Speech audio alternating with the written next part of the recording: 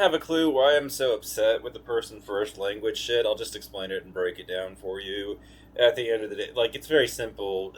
Like summarized, we live in a new world, right? With the respects to technology, the world has changed quite a bit in a very short window of time, and everything. And the thing about person first language is that a lot of us grew up in households like myself.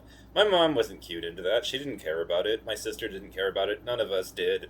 We didn't know about that you were expected to do that. We didn't notice that shift at all and everything. And like many people, like I may be coming into my own where like I'm reading more than I have in the last couple of like decades, but I am starting to read a lot more these days and everything, and getting into the literary world a lot more aggressively than I used to be and everything, since I've been speed running through, like at least last year I read 18 books, which is ahead of the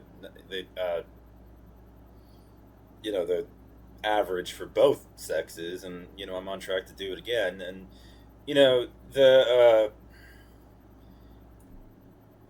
uh the reason why I've got a problem with it is that this was something that I just didn't pick up on myself until Mercedes Lackey got in trouble for calling somebody colored, first, instead of saying, referring to them as a person of color. I didn't I didn't know. Genuinely, I didn't know, and I think that a lot of it has to do with the fact that, like, number one, my family wasn't really key on this, despite the fact that I was diagnosed with autism in 1999. My mom, though, she just wasn't very, like, one of those autism moms that gets like really big on that sort of thing. Nor was my dad, upon insisting that sort of thing about any of it. She didn't. It wasn't a big deal whether we referred to me as autistic or a person with autism. It just that was never emphasized at all. And then, you know, I do a good job of blending in, and I guess you could say that it's very hard a lot of the time for people to tell that I'm afflicted. You know, because I don't know. I mean, I'm not as socially stunted as you'd expect, basically, and despite the fact that I don't like a lot of people, but certain people, not all people, certain individuals kind of get under my skin, but I'm not like a hater, broadly speaking, and you know, what is it that I'm trying to say? So the thing is that I didn't know about the person first language shit, and I hate to break it to you, but all you people that are trying to be like, well, I haven't seen anybody use the term colored in 30 years and everything, and it's been a long time.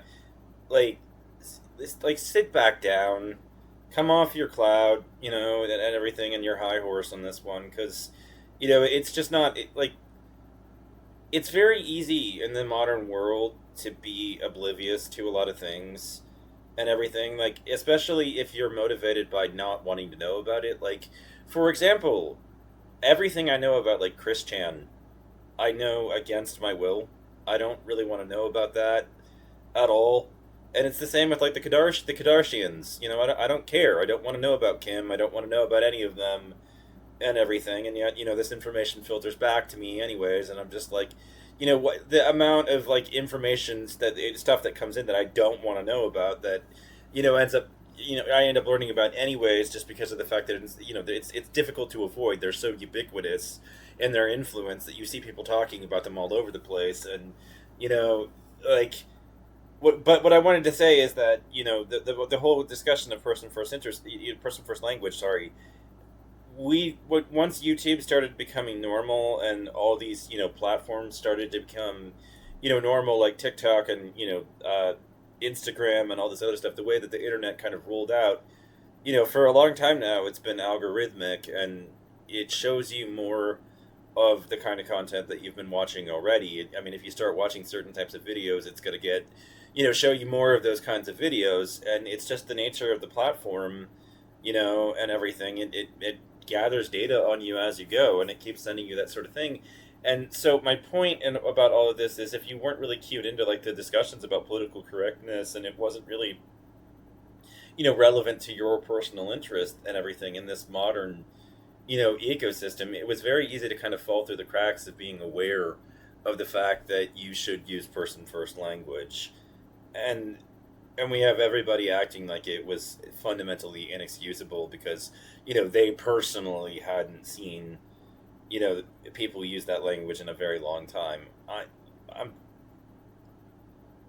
I'm just shaking my head with the nonsense about all of it in defense of Miss Lackey, and Mercedes Lackey, because to me, you know, the whole thing was ridiculous. What they did to her at the Nebula Awards and everything, and then, on top of all of that, to find out that, this had been controversial because, certain organizations and activist groups that were fighting for the interest of, you know, African American citizens and everything in this country referred to themselves that way and everything, and talked about themsels that way, like the NAACP and all those other groups and everything. And I don't necessarily disagree with their goals, just so you know, but I just think, that this was a bunch of nonsense, and that Delaney, who she was referring to as an author, didn't have like any issue with it. Knew that it was clearly not, intended as a slur, even if it had become,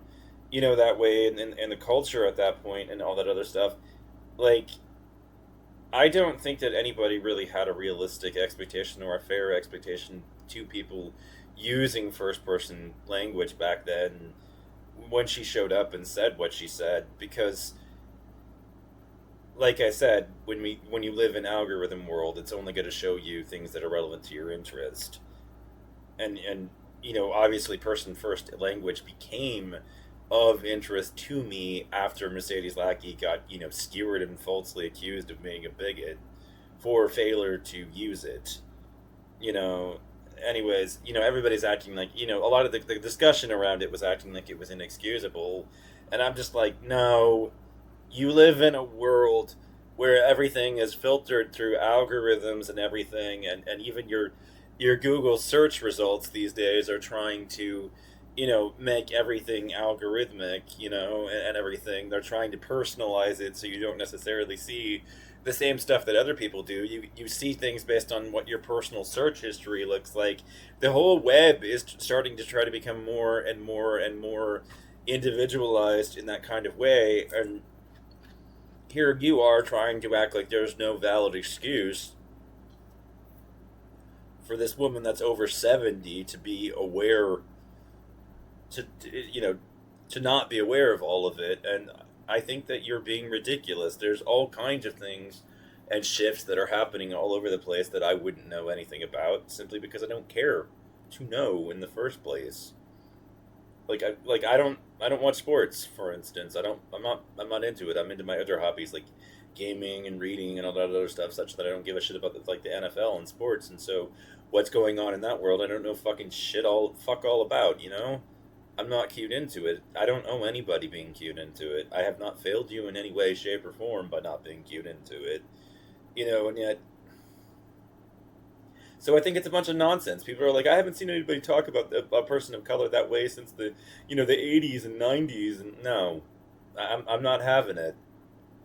The world went up and changed, and unless something was relevant to your personal interest, it was very easy for it to only show you stuff that was relevant to your personal interest. And as you move around and about and throughout the culture, when you're out and about in the world, people don't really, you know, you don't encounter this sort of stuff very often when you're running around. So you,